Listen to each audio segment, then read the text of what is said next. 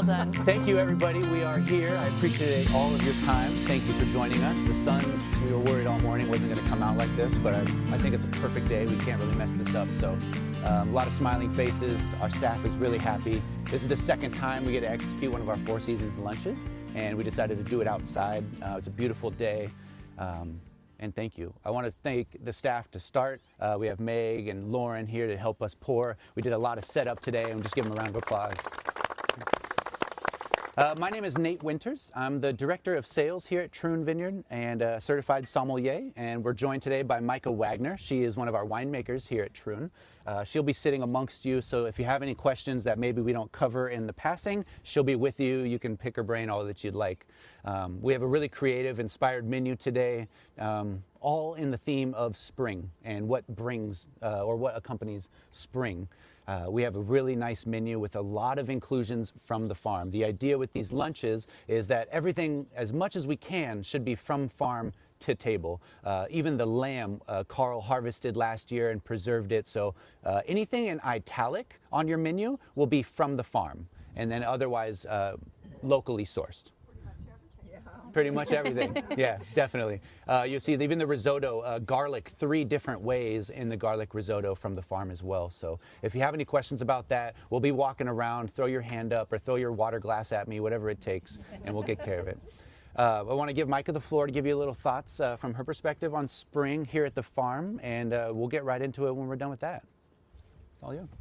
Hi guys, I'm Micah. Thank you for joining us today.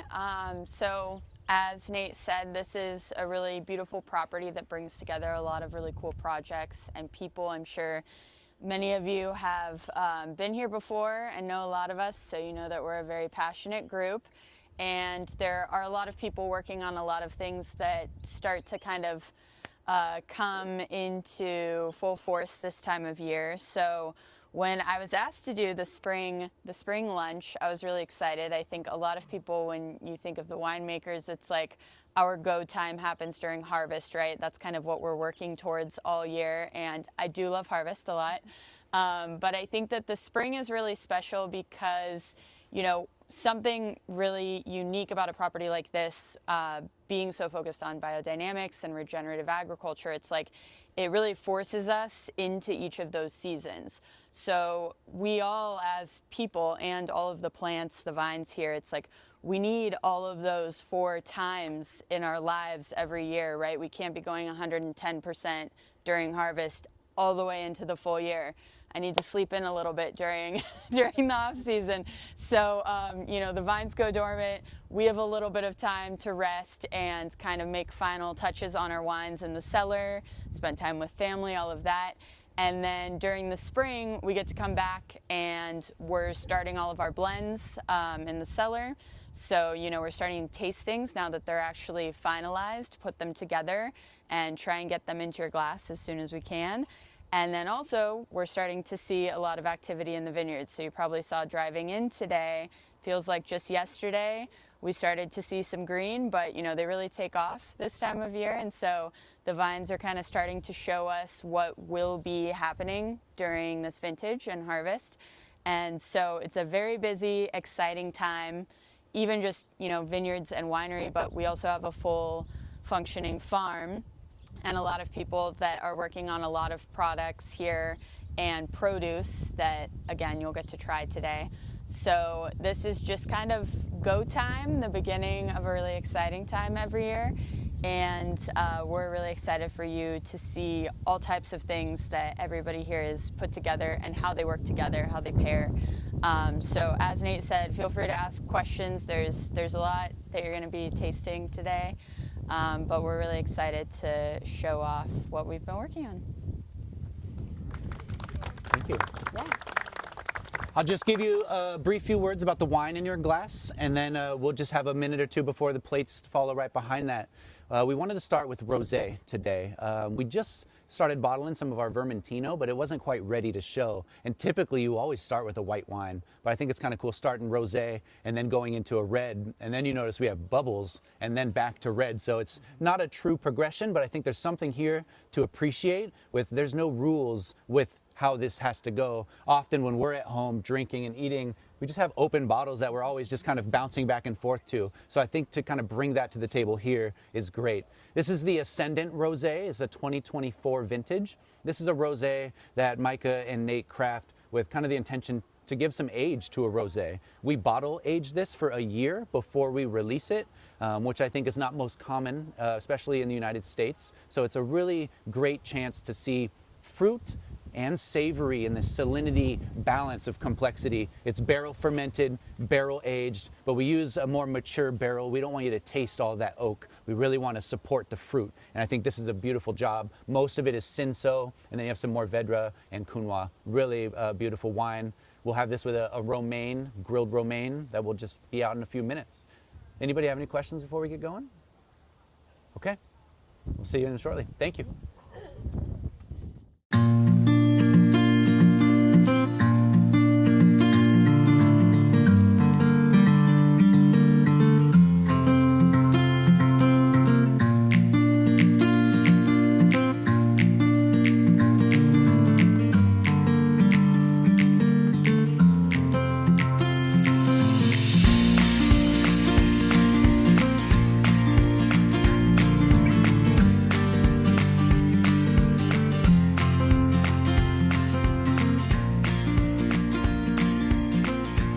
Welcome to the second season's dinner. This is the Awakening, as we're calling it, celebrating spring. And what better way to start than with a salad? This is, I'm not typically a salad person, I'll be honest, but when you have greens that are this fresh and this good, it's definitely a special thing. So we got a variety of lettuce here. We have some deer tongue, some Jericho romaine, which is the big grilled one, and some red leaf. This is our first harvest of lettuce. We've been saving it for this, so that's very exciting. The vinaigrette is made from a house-made Vermentino vinegar that we've infused with a little bit of habanada, so you get a lot of tropical fruit notes from that. And the red color comes from it's a gummy berry, not a gummy bear, but a gummy berry. One of my new favorite things that we started producing last year and working with the first time. So to me, it kind of tastes like a raspberry and a cranberry cross, which is really interesting. You get super berry fruity notes, but with the tartness of cranberry. And of course, Marvin had to make an appearance, so there's a few little croutons in there as well. I hope you guys enjoy.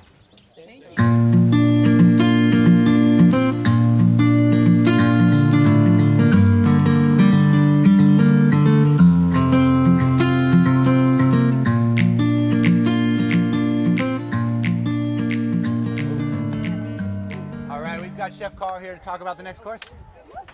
All right, so I love risotto. I've gotten yelled at way too many times about how to make it and had it sent back and everything's sort of thrown at me. So when you finally get it right, it feels good, and I love making it for people because it's not one of those things you can't really cheat on it. You gotta have to do it right and technique and stuff. So, but this is a fun one. This is garlic risotto. So we have 3 different forms of garlic. We made a broth out of the black garlic skins from last year's harvest. Still super flavorful, almost like katsubushi for the Japanese, you know, just a little, almost like a tea. There's green garlic in there, and then garlic scapes as well. So three different stages of the plant, which is pretty fun. Other than that, just butter and Parmesan.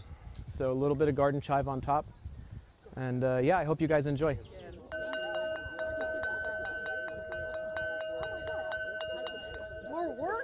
All right, everybody, I appreciate your attention.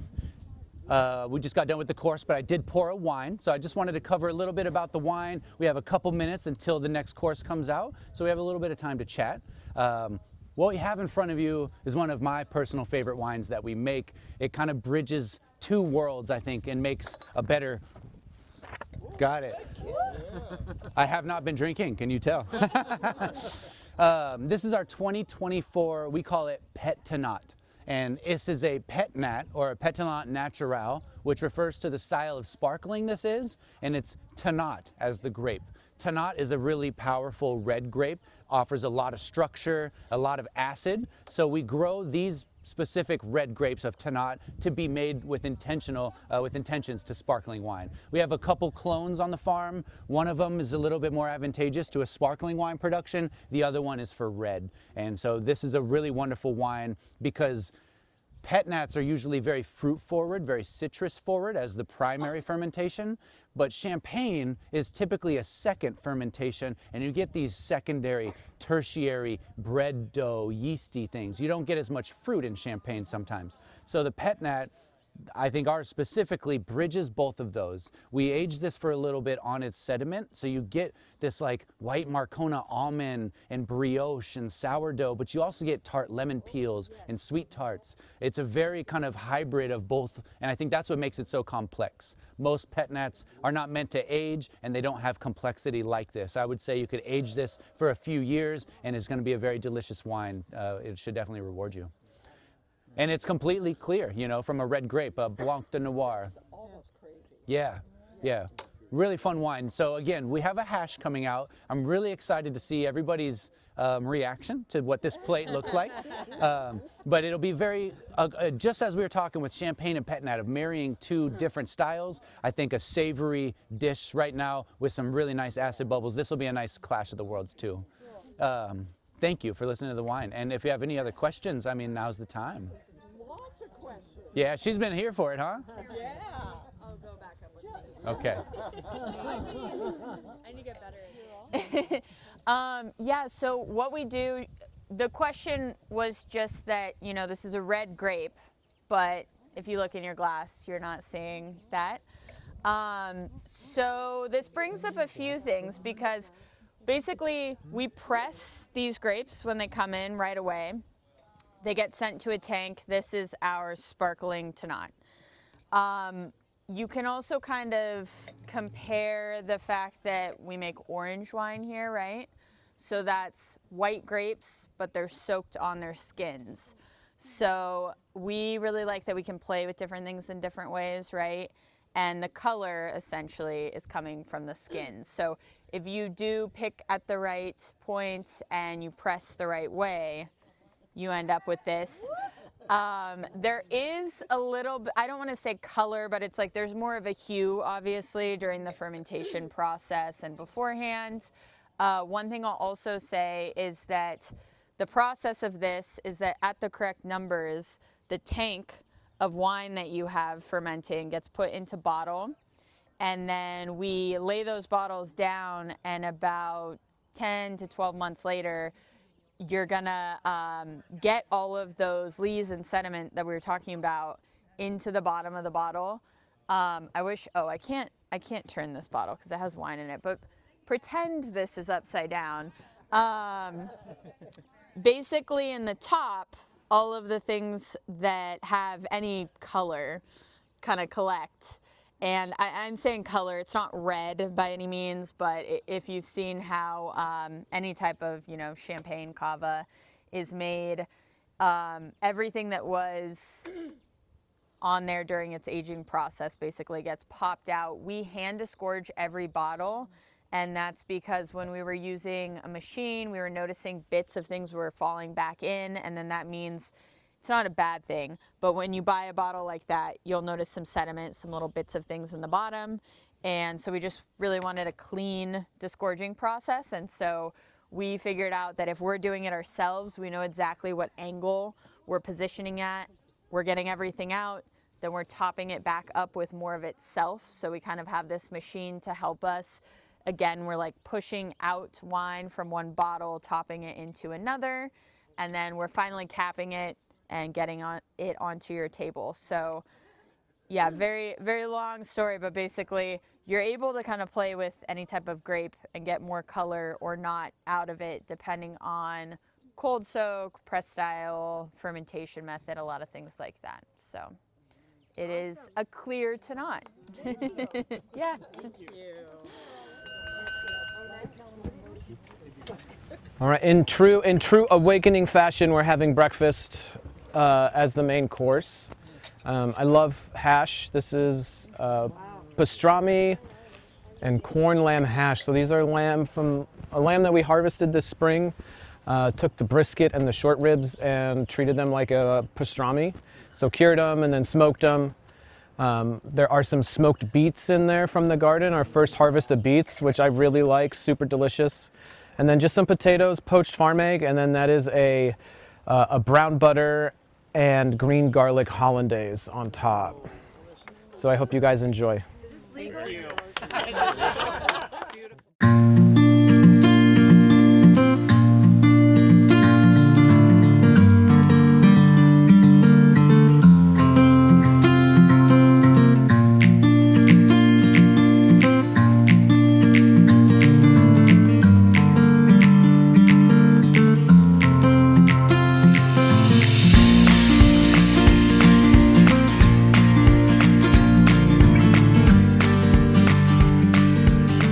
Everything, like I said, that was in italics on the menu is from the farm. So I just again wanted to mention the farm stand is open. We have dozens and dozens and dozens of eggs available for you. We have bags of mint tea, we have lettuce, and there's some vinegar. So as I said, make yourselves at home after this. You're welcome to walk around anywhere. You are the reason we're able to do such a thing. I wanted to thank Micah for your time, for being involved here. And your wine. Thank you for all of you for the support, for being club members. Those who aren't club members, you're basically one today. We really appreciate all of this community and family that we're building around agriculture. Our director of agriculture has a shirt that he wears that says, "Put the culture back in agriculture," and I think this is a good way to start. Thank you, everybody.